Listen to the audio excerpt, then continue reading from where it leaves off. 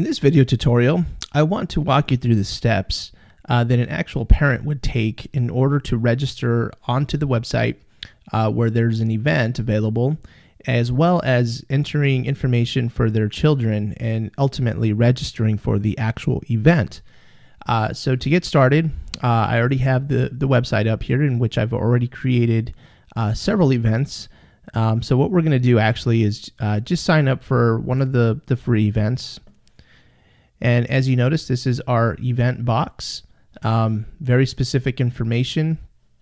You'll notice you've got a map. There's even room for an image banner.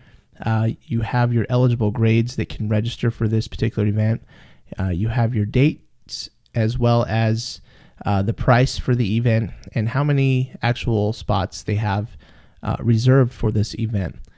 So basically all of this can be configured in WP permission slip on the back end when you create your event.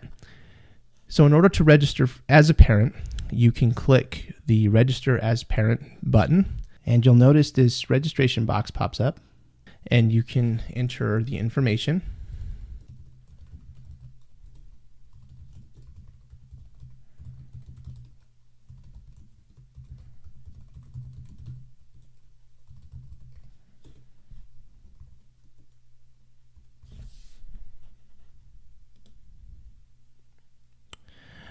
Okay, so now I am registered. Now, once you are registered, you have the option to come in and actually configure the rest of your information, such as address, city, state, and zip, as well as your phone number information. So real quickly, I'm just going to go ahead and enter some items here.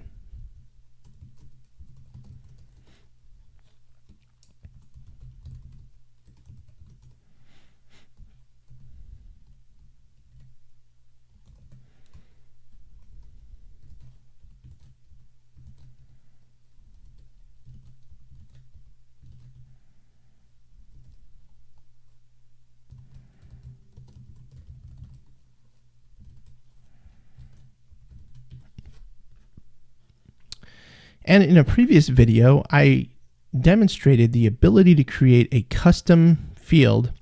And so I wanted to point that out, that we have the actual custom field here within the actual registration information here for the parent.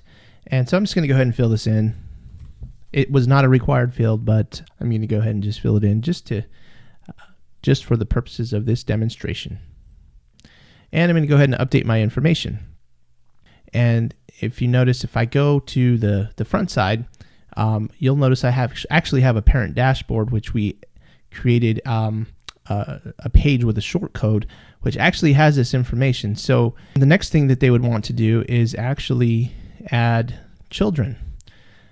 So you have the option to add children here, or the other option on the back end is to actually add it here under child info. So you have the option here as well to add a child. So for this demonstration, I'm just going to go ahead and use the dashboard. So I'm going to create a new child here.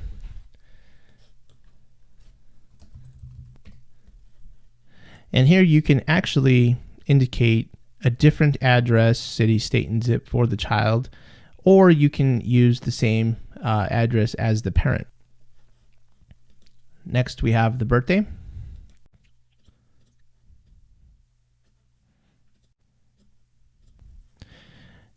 And we're going to go ahead and place them in 9th grade. Now, the following information is typically what is asked for when you receive an actual permission slip from organizations like a school or a church, in which you can specify things like medical conditions or restrictions, handicaps, medications, drug allergies, any type of health problems, in case that there's an issue during the actual field trip. So we're just going to go ahead and just fill this in really quickly.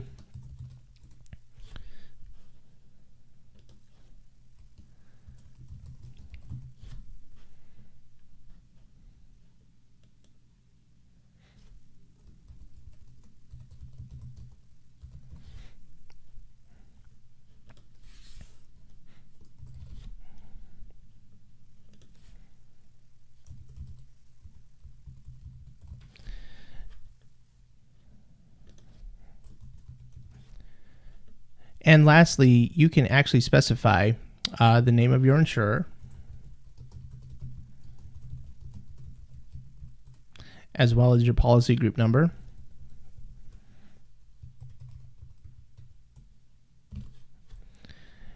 And lastly, I wanted to point out this is also a custom field in which we configured in a previous video for management. And so basically we added a custom field here with a text box in which you can list your child's favorite hobbies.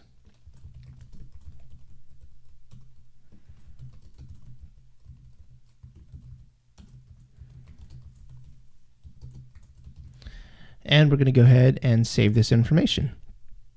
So next, we're going to go ahead and demonstrate the parent event list. Now this page was actually created with the parent events list shortcode. And you'll notice that you have events applicable to your child, which means if the event was created for a specific grade set, for instance, maybe 9th through 12th grade, and your child is in one of those grades, you would see the event available here for registration. Also, what you will see on the screen is events that you have already registered for.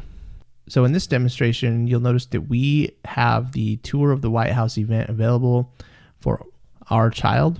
And so what I'd like to do is go ahead and register our child.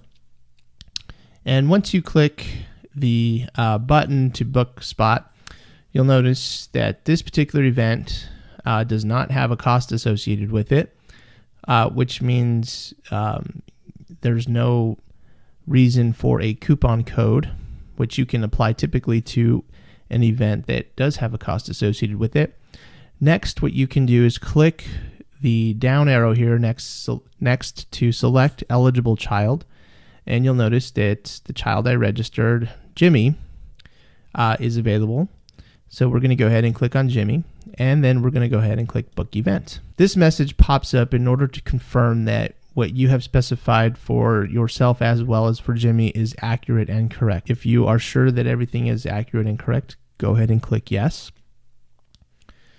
Next, you'll notice that you have the terms and conditions. Now this particular setting here can actually be configured on the event itself. So back in the event video, the very last option was to configure the terms and conditions, and there were a couple of tags in there which you could use. This is where the actual language comes from. So now you just click I agree, and the event is now booked.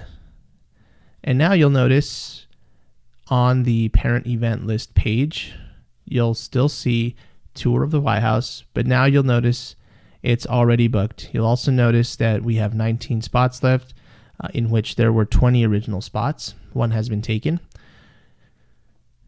And that concludes this video tutorial on the registration process as well as the parent event list page demonstration. Thanks for watching.